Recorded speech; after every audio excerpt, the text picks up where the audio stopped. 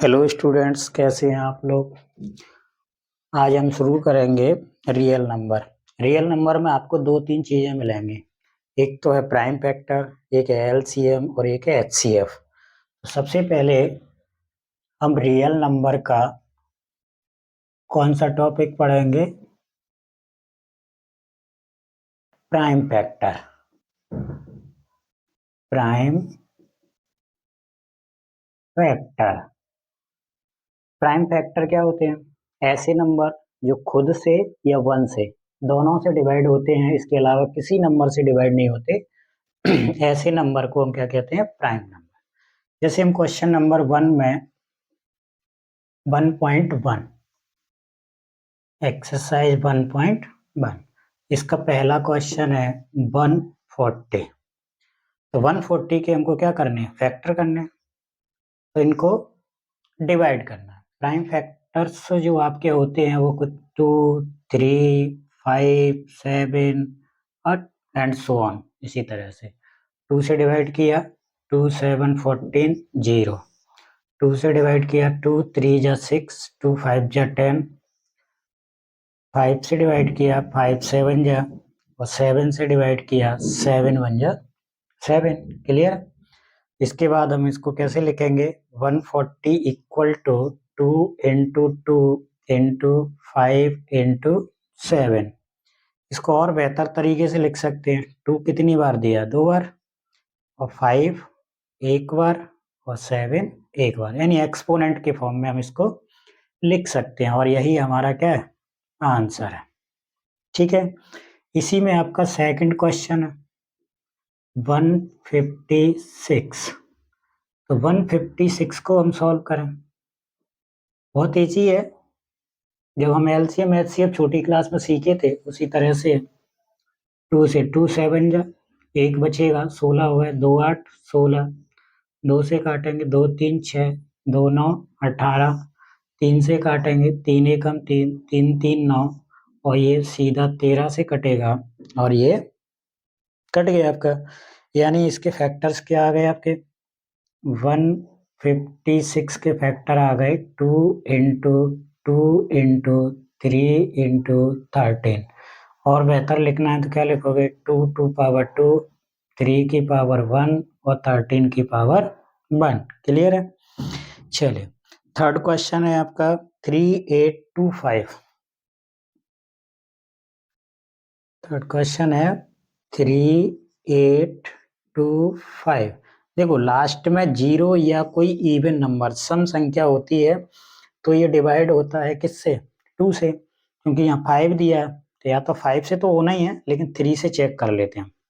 3 1 जा 3, 3 2 जा 6, 2 बचेंगे 22 हो गए, 30 7 21, 3 5 15।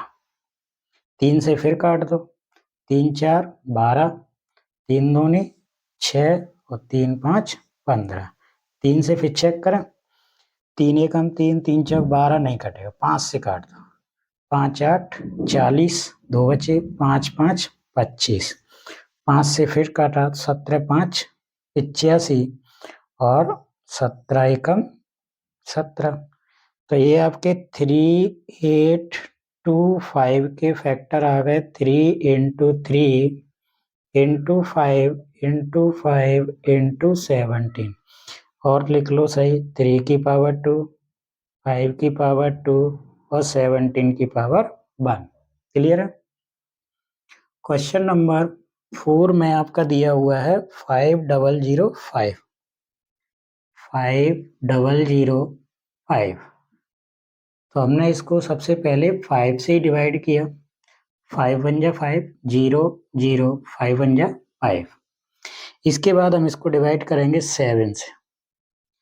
देखो, 10 में जाएगा 7 एकम 7, कितने बचे? 3, 30 हो गए, 7 चौक 28, 2 बचे, 7 3 21, ये कट गए। इसके बाद ये 11 से कट जाएगा, 11 एकम 11, 11 3 33, और 13 से कट जाएगा, 13 एकम 13।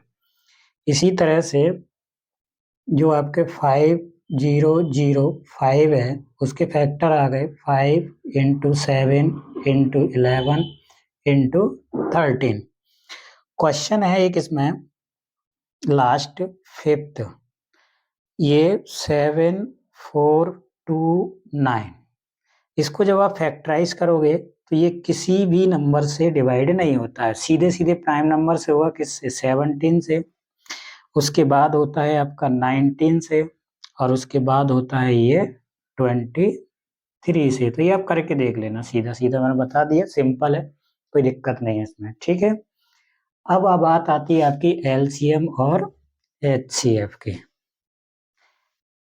एलसीएम देखो, जरूरी नहीं है किसी नंबर का आपसे एलसीएम पूछे, आपसे एलसीएम किसका पूछ सकता है, कोई आपको वेरिएबल दे सकता है, जैसे उसने लिखा m equal to A B square और n इक्वल टू लिख दिया a क्यूब बी।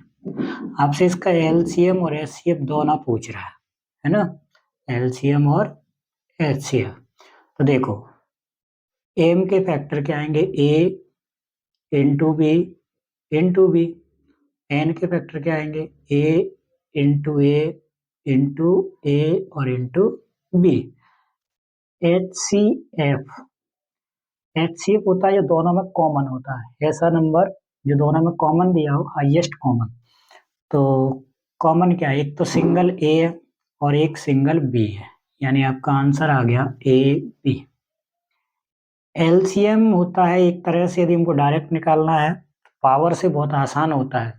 कैसे, देखो यहाँ से अगर हम चेक करना चाहें, दोनों सेम नंबर दिए, मतलब पावर सेम नहीं है लेकिन बेस तो सेम है, बेस सेम है तो सबसे बड़ी पावर आपको लेनी है, ए की पावर कितनी है 3, बी की सबसे बड़ी पावर कितनी है 2, और यही इसका एलसीएम होगा और ये आपका एचसीएफ होगा।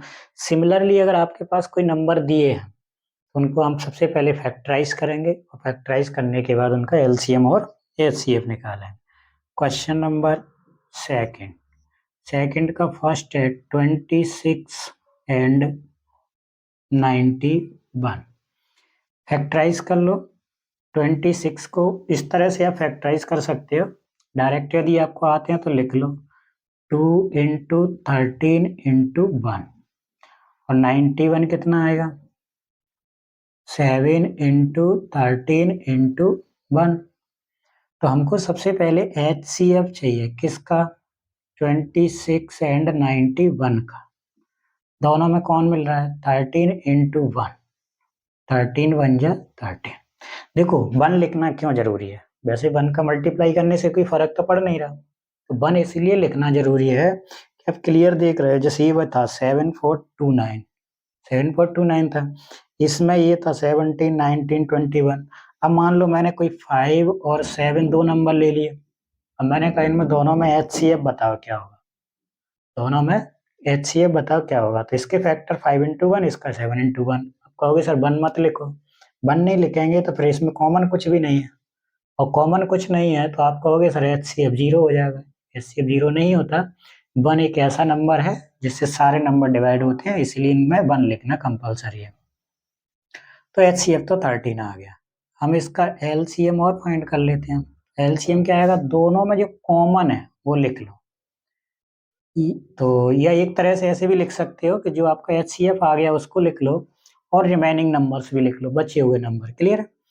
तो हमने लिखा यहाँ पे 13, 2 बच गया था, 7 बच गया था, इनका जब आप मल्टीप्लाई करोगे तो 182 आएगा, कितना आएगा 182, 13 दूनी 26 और 26 गुणा 7 कर लो, 7 छंग 42, 4 7 दूनी 14 4 18, 182 आ रहा है, क्लियर है कि नहीं। चल अब क्या आता है इसमें, वेरिफिकेशन आता है। वेरिफिकेशन क्या होता है, यानी जांच करनी है आपको। वेरिफिकेशन का फॉर्मूला आपको याद रखना है, LCM into HCF equal to product of two number,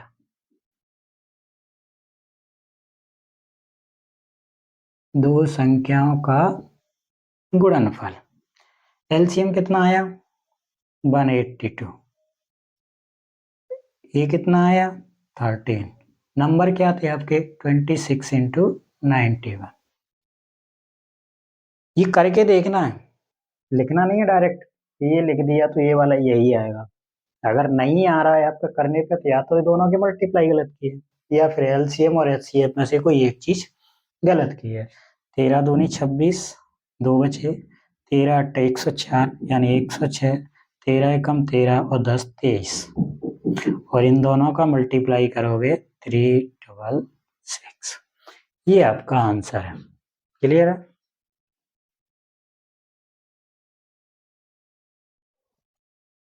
चलिए नेक्स्ट क्वेश्चन ले लेते हैं अपन।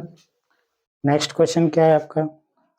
नेक्स्ट क्वेश्चन है 510 and 92।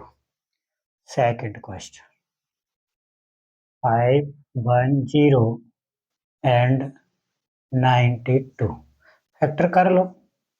510 के फैक्टर करोगे 2 से, 2 दूनी 4, 2 5 10 और 2 5 10, 2 से काटे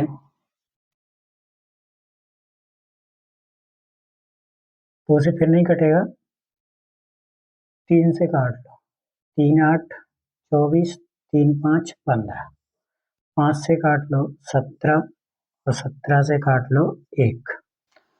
92 को काटा,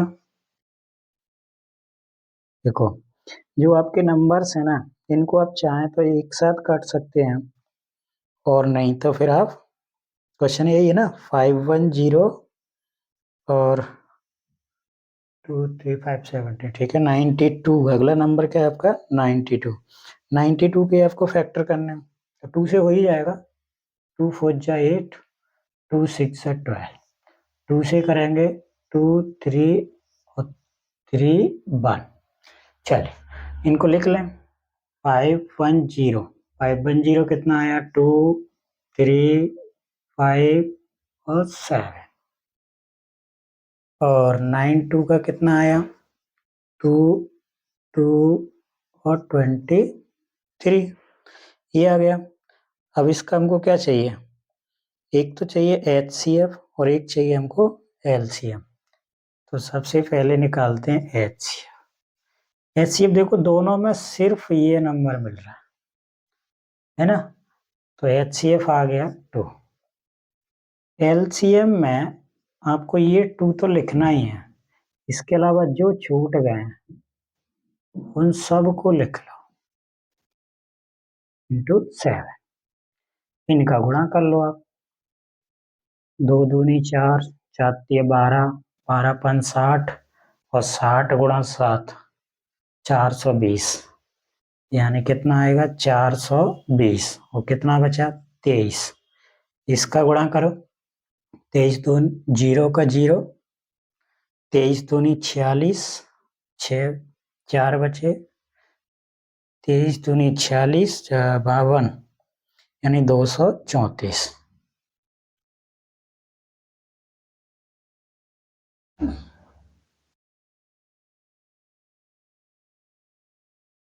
गुणा करके देख लो ना एक बार। देखो 420 इंटू 23, 0 3 दूनी 6, 3 4 12, 2 से काट 2 दूनी 4 और 2 चौक 8। कितना आया? 0 6 6 और 8 और 1 9। मल्टीप्लाई गलत हो रहा है, ये 17 है, सॉरी कितना है? 17 17 है। तो हम इसका क्या है, कंप्लीटली ये मल्टीप्लाई आएगा 2 3 4 6 0। वेरिफिकेशन करना है, जांच करना है, मल्टीप्लाई सही करना है, ठीक है। क्या है? LCM into HCF equal to दो संख्याओं का गुणा।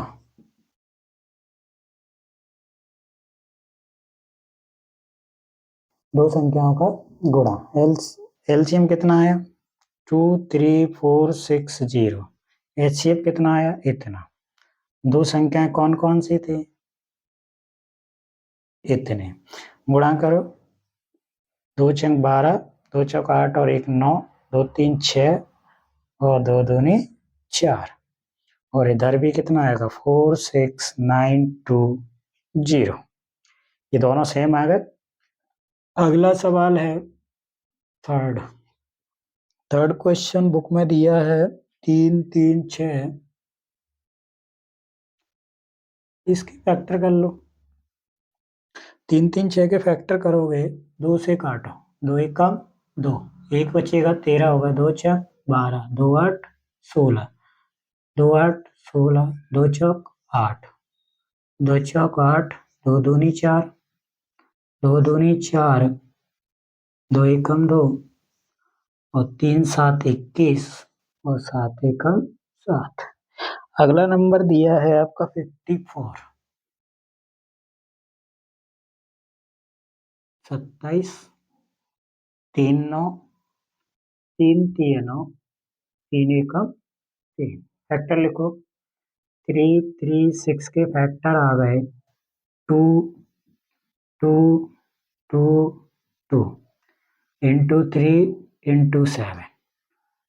54 के फैक्टर क्या आ गए 2 इंटू 3 इंटू 3 और इंटू 3।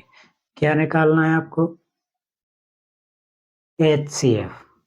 देखो एक जोड़ा आपका ये मिल रहा है, क्या मिल रहा है 2 और कोई एक 3 मिल रहा है ये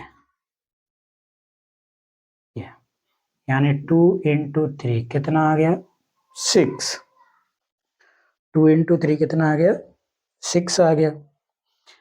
अब क्या करना है LCM।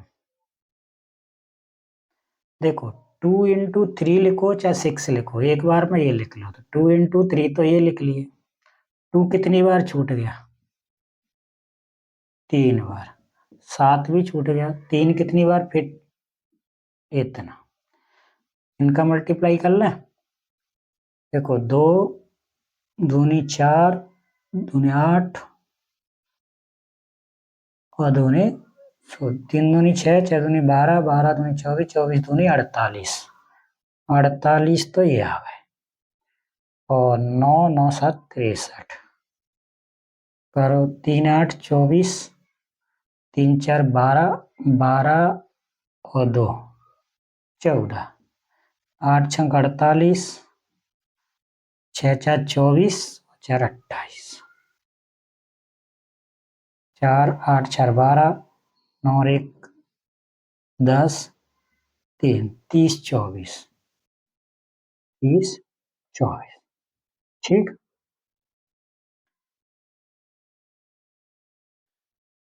30 24 आपका ये आ गया।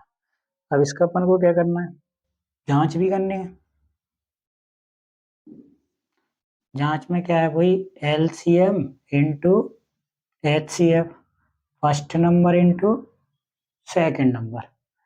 LCM कितना था 3024 इंटू 6 और ये कितने थे 336 इंटू 5 4।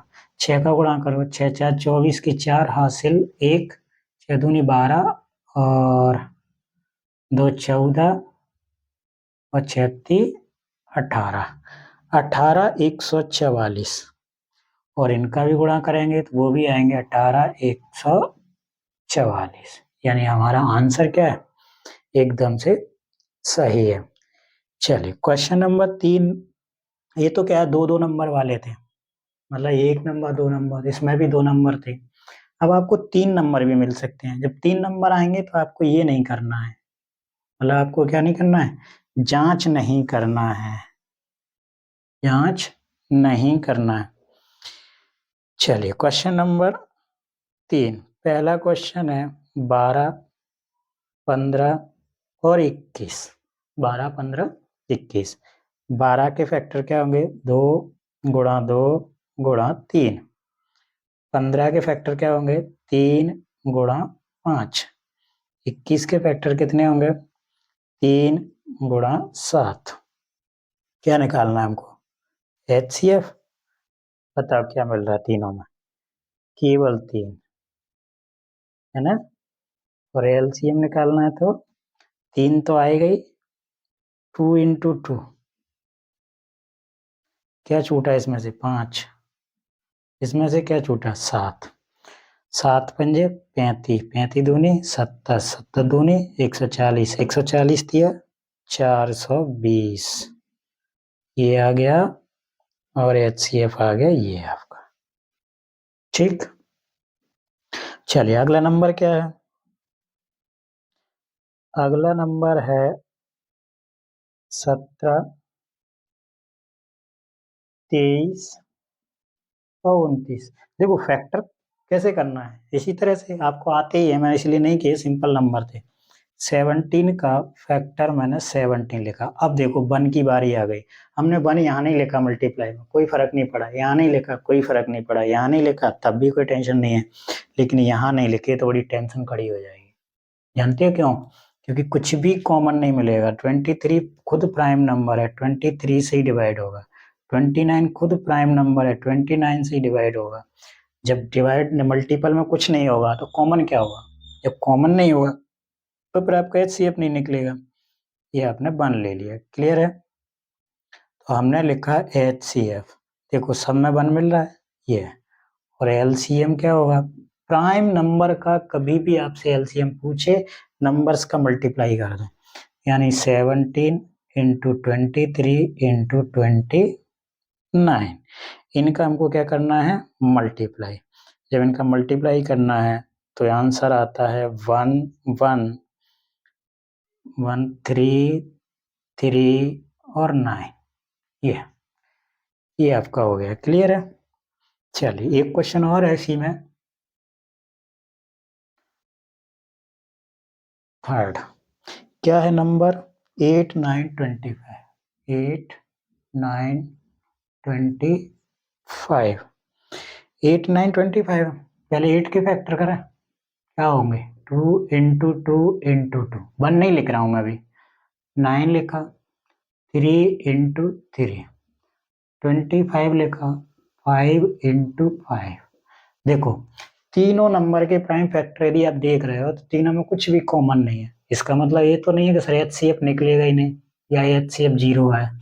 तो इस कंडीशन में हमने यहाँ 1 लिखा, यहाँ 1 लिखा, यहाँ भी 1 लिखा, क्लियर दिख गया हमको कि HCF 1 है और LCM 2 कितनी बार है?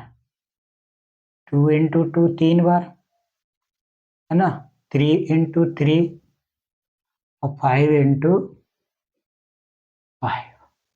ठीक, मल्टीप्लाई करना हो तो 5 25, 25 चौक 100, 100 दूनी 200 और 200 का गुणा 9 से करेंगे तो ये आंसर आएगा आपका 1800, 9 दूनी 18,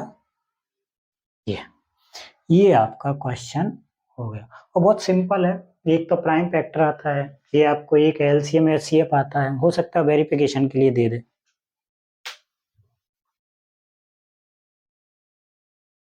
चलिए नेक्स्ट क्वेश्चन करते हैं, और नेक्स्ट क्वेश्चन बड़ा इंपॉर्टेंट क्वेश्चन है, समझ रहे हो? क्वेश्चन में लिखा है given that HCF, question number 4, क्या लिखा है? HCF दिया है आपको, इसका 306 और कितना है 657, कितना दिया है 9, और LCM आपको फाइंड करना है। यानी आपके पास दो नंबर है, दोनों का आपको क्या करना है? LCM फाइंड करना है, और HCF आपके पास दिया है। तो सिंपल है, या तो आप इन दोनों के फैक्टर करके LCM निकाल सकते हो। देखो एक LCM आपने ऐसे भी सीखा होगा, मान लो 6 और 8 का LCM निकालना है तो डायरेक्ट दोनों को एक साथ ले लो, लेकिन वो लिख के देता है कि प्राइम फैक्टरेशन मेथड से करना था, आप दो दो बार क्यों कर रहे हो? HCF के लिए आपको अलग अलग करना ही है, LCM के लिए करना ही है, तो ये चक्कर मत पड़ो। हम डायरेक्ट वी नो दैट, हम जानते हैं, क्या जानते हैं कि LCM × HCF equal to product of two number, यानी first number into second number. लिखना है यहाँ वर्ड्स में, प्रोडक्ट ऑफ टू नंबर, दो संख्याओं का गुणा। LCM कितना है नहीं पता भाई, HCF कितना दिया है 9, ये दिया। दो नंबर कौन कौन से हैं 306 इंटू 657। एलसीएम फाइंड करना है तो 306 इंटू 657 अपॉन में क्या आएगा 9। 9 से दोनों ही डिवाइड हो रहे हैं, इसको कर देता हूँ मैं 9 7 63 9 30 27।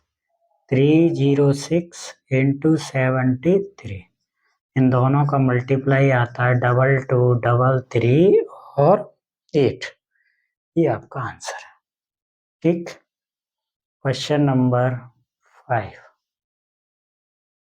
वो ये पूछ रहा है कि चेक करो कि n की किसी वैल्यू के लिए इसकी जो वैल्यू निकलेगी 6 टू दी पावर n की, वो 0 पर एंड होगा इसका कि नहीं होगा। 4 की पावर n एक एग्जांपल में दिया है, देखो मैं चेक करके बता रहा हूँ आपको। 6 n इक्वल टू मैंने 1 लिया तो आंसर कितना आया 6, n इक्वल टू 2 लिया तो 36, यानी 0 तब भी नहीं आया। आप आगे भी चेक करोगे तब भी नहीं आएगा। तो ये 6 टू दी पावर n है, वो कह रहा है कि अगर n के किसी भी मान के लिए ये 0 पर एंड होता है, इसका क्या नहीं। क्वेश्चन पढ़ देता हूँ एक बार। Check whether 6 to the power n can end with the digit 0 for any natural number n। प्राकृतिक संख्या n के लिए 6 की पावर n 0 पर समाप्त होता है कि नहीं, तो बिल्कुल नहीं होता। जो नंबर 0 पर समाप्त होते हैं वो नंबर 10 से डिवाइड होते हैं, 2 से डिवाइड होते हैं, 5 से डिवाइड होते हैं, ये नहीं होगा। तो हम चाहें तो इंग्लिश में बोलिए if any number ends with 0 then it is divisible by 10 और इट्स प्राइम फैक्टर 2 and 5। तो हम लिख देते हैं, मैं हिंदी लिख देता हूँ। यदि कोई संख्या 0 पर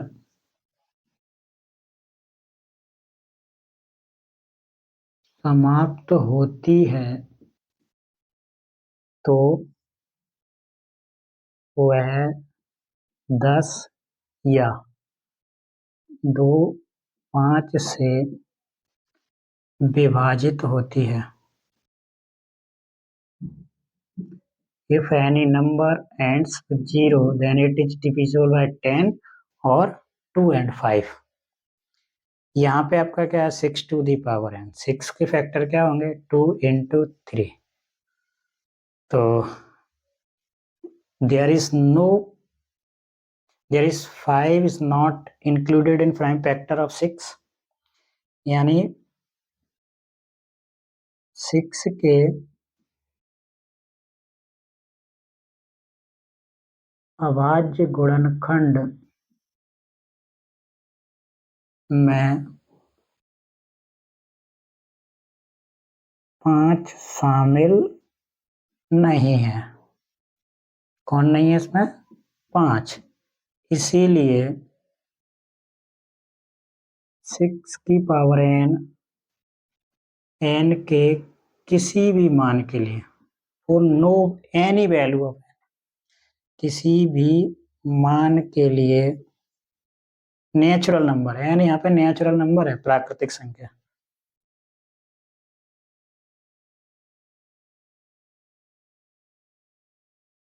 समाप्त नहीं होगा। क्लियर है। एक क्वेश्चन आता है 4 to the power n example में दिया है, वो आता है। चले एक लास्ट क्वेश्चन है इसका, क्वेश्चन सॉरी लास्ट नहीं है, 2 क्वेश्चन और हैं। 6 एक नंबर दिया है 7 इंटू 11 इंटू 13 प्लस 13, दोनों में 13 कॉमन है, 13 कॉमन ले लिया। 11 इंटू 7 बचा और क्या बचेगा प्लस 1, ये 13 है। 11 से 1 जा कितने होंगे 77 और 1 कितने होंगे 78, ये आ गया।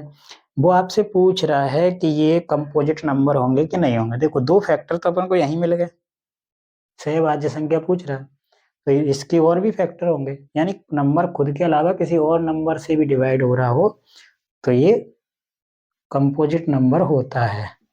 दिस इज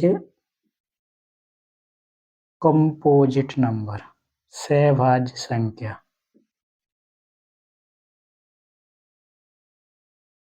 सिमिलरली इसमें एक और दिया है, एक और मैं नंबर देख लेता हूँ क्या दिया है। 7 into 6 into 5 into 4 into 3 into 2 into 1 plus 5। क्या कॉमन आ रहा है? 5 कॉमन ले लो, क्या बचेगा? 7 into 6 into 4 into 3 into 2 into 1 और 5 यहाँ से कॉमन चला गया। तो ये